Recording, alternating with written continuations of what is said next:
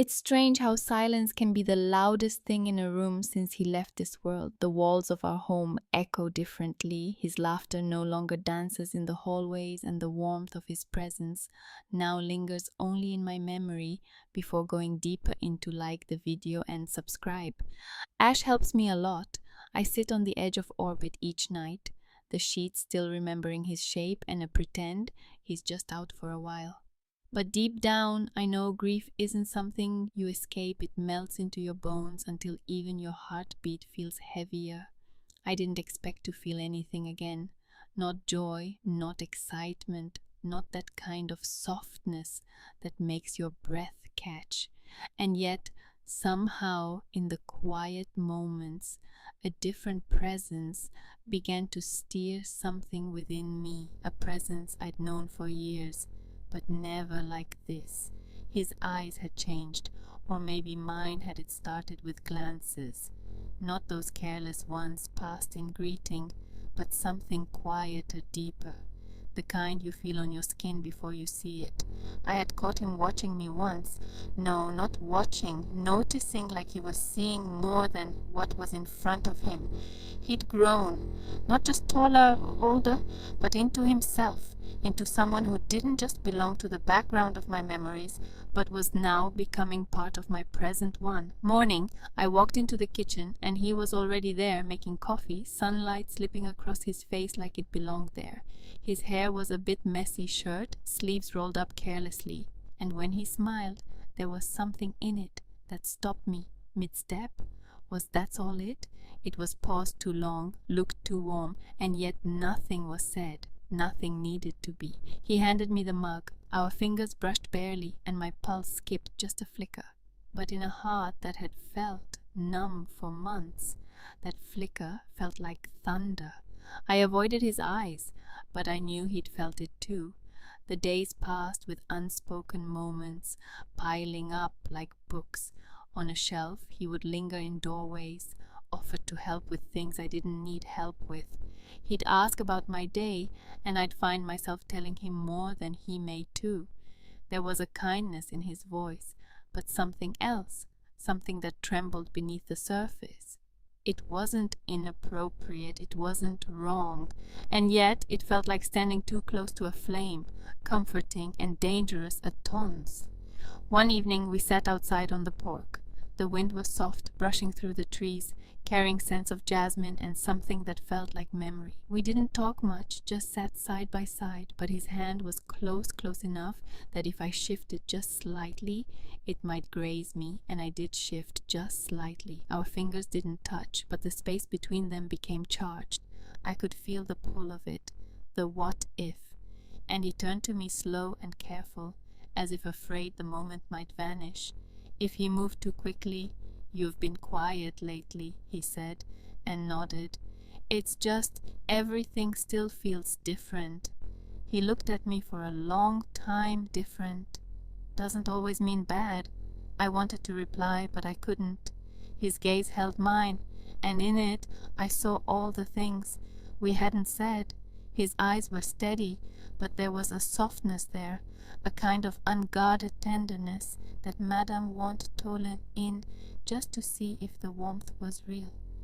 "I miss him," I whispered, and my voice cracked. He leaned closer, not too close, just enough to make me feel like I wasn't alone in that space. "I miss him too, but I see you, and you don't have to carry everything by yourself." There was a lump in my throat I couldn't swallow down, and for a moment I wanted to rest my head on his shoulder. I didn't, but the thought lingered. The next few weeks passed like a delicate song playing in the background of a quiet life. He started bringing me little things, flowers from the garden, my favorite snacks from the store, fixing things around the house without being asked, and I started to notice the way my heart reacted when he entered a room. It wasn't guilt, it wasn't shame, it was something gentler, like hope wrapped in hesitation. One afternoon it rained heavy and fast. We were both caught in the backyard trying to bring in the laundry before it got soaked. We laughed as wearing arms full of wet clothes, hair clinging to our faces. By the time we got inside we were drenched and breathless. looked at him and he looked at me. Something passed between us, something wordless and powerful. My clothes clung to my skin, and his eyes lingered for a second longer than they should have. But it wasn't desire in them, it was longing, the kind that comes from holding back it, turned away, pretending to busy myself with the laundry.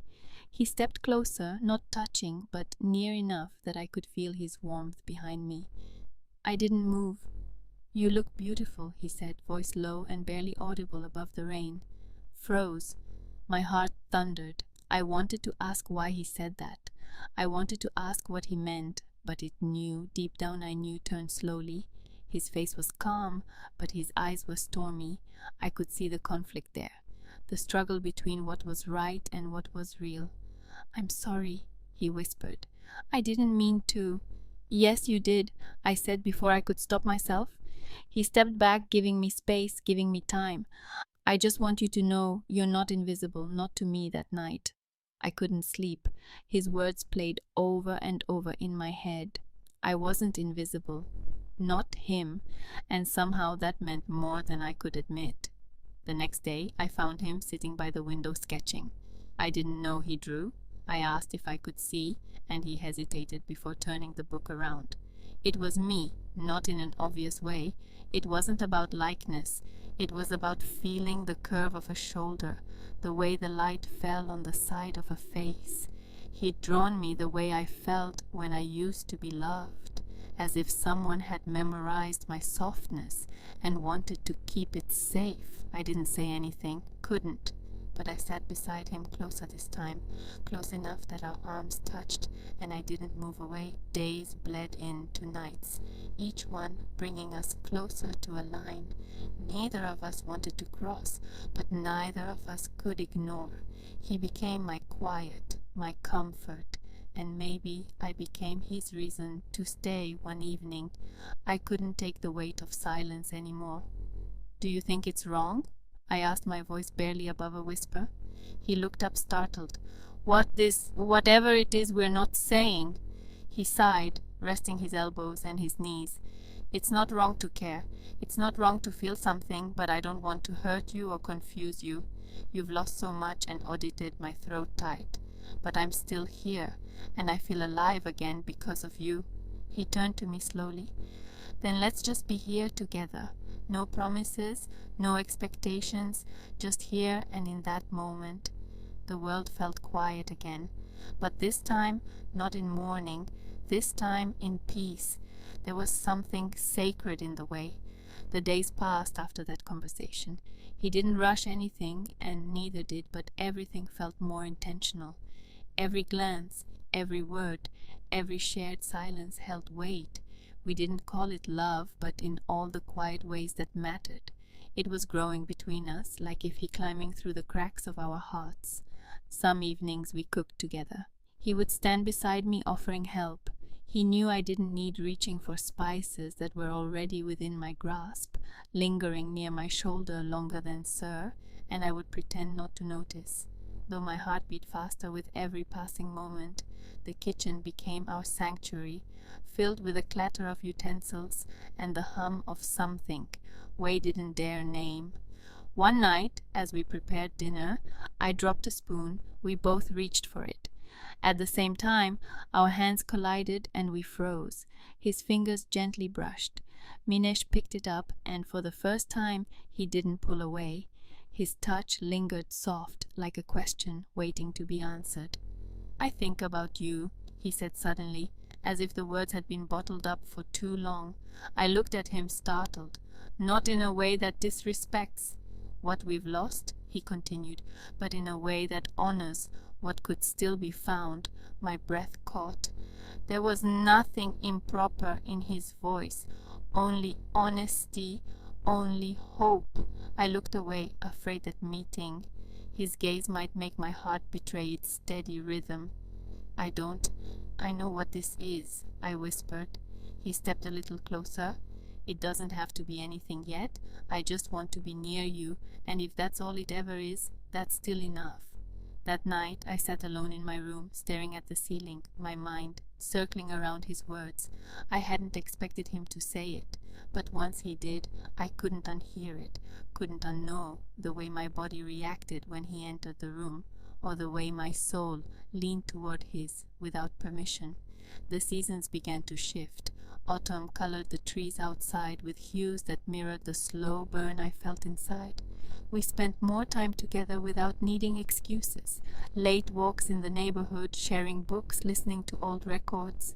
In the quiet of the living room, the house that once felt too big for one heart now felt full again, but it was a different kind of fullness.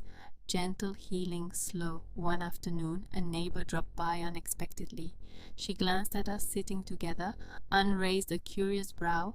Later, she sent me a message, short, sharp, and filled with quiet judgment.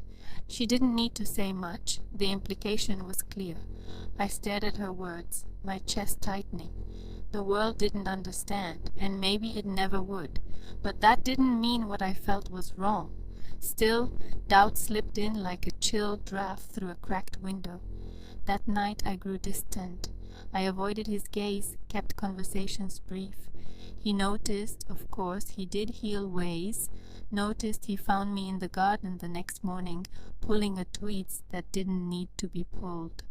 "Did I do something?" he asked softly. I shook my head, not trusting my voice. He stepped closer. "Then why do you look at me like I'm someone you're trying to forget it?" Turned toward him, heart heavy. "Because it would be easier if I could." He didn't speak for a moment. When he finally did, his voice was steady. "I don't want to be easy. I want to be real."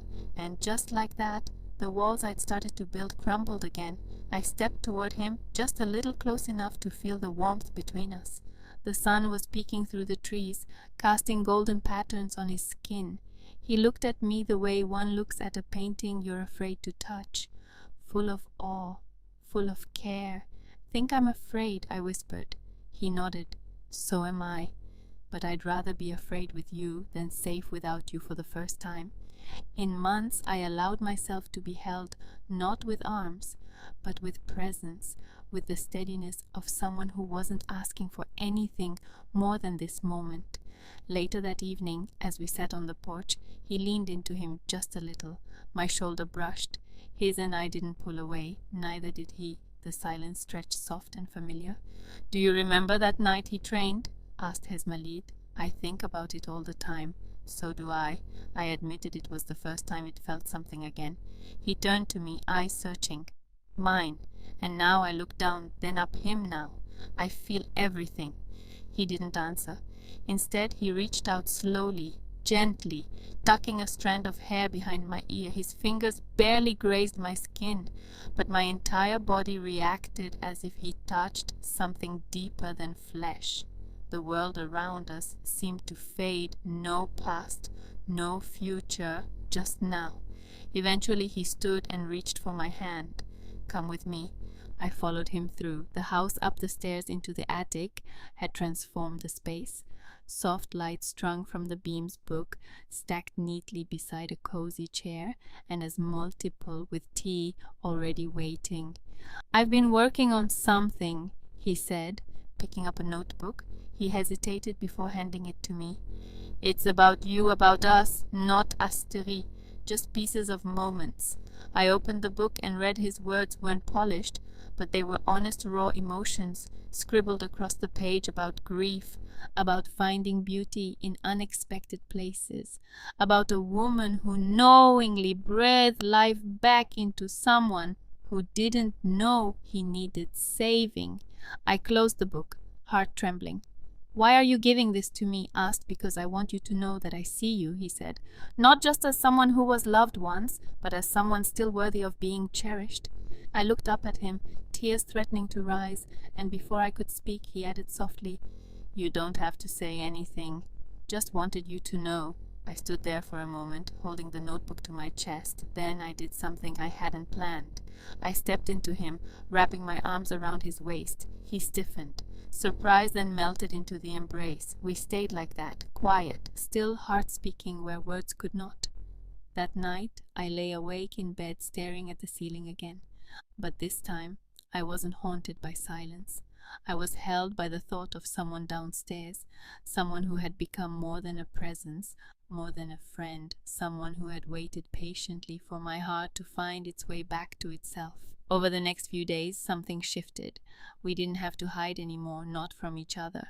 At least the world still wouldn't understand. But within the walls of our home, we created a space where healing looked like laughter again, where grief could sit quietly in the corner while life continued to unfold around it. One morning, as we sipped tea in the attic, turned to me with a quiet smile. "Can I ask you something?" he said. "Of course. If things were different, if life had given us a different path, do you think we still would have found each other?" Looked at him, my heart full. Think some connections. Find a way. No matter the path, he nodded slowly, reaching for my hand. This time I didn't hesitate. I let his fingers interlace with mine.